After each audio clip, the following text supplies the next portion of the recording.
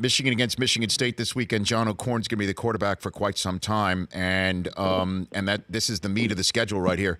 They got Michigan State at home, Penn State in a couple weeks in Penn State, and you know Penn State wants to win that game in the worst way because they got whooped up in Ann Arbor last year and then became a completely different program after that. Pete, what do you think about Michigan's chances here?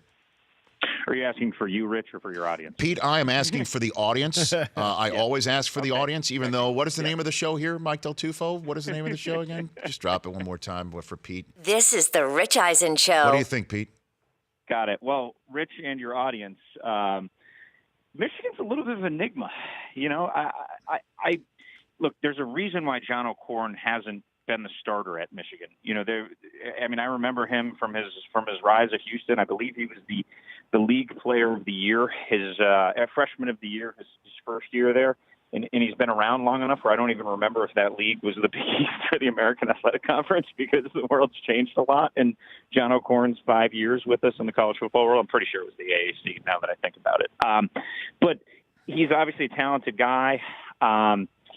Look, Jim Harbaugh knows so much more about quarterback play than you and I and all of your audience combined, probably.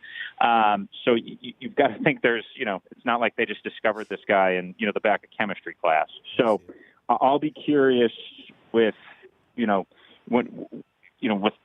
time to prepare and the pressure on how John O'Korn responds mentally to the challenge that is ahead of him against Michigan State. And this is, quite frankly, not a very good Michigan State team. There aren't a lot of NFL prospects. I feel like the talent has been drawn down. And, when I think about Michigan this year, Rich, the thing I think that impresses me the most is the job Don Brown has done as defensive coordinator. Terrific. I mean, they have 10 new starters. I don't think there's a better defensive coordinator in college football than Don Brown.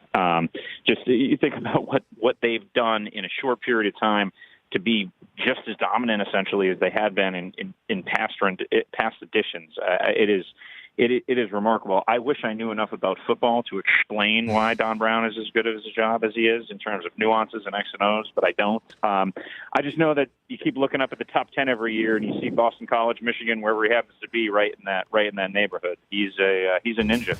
The Rich Eisen Show, weekdays at noon Eastern on radio stations across the country and audience. If you like that video, be sure to download our app. Don't have any memory on your phone? Let's start to delete some of those slow-mo videos you have. And you know which ones I'm talking about.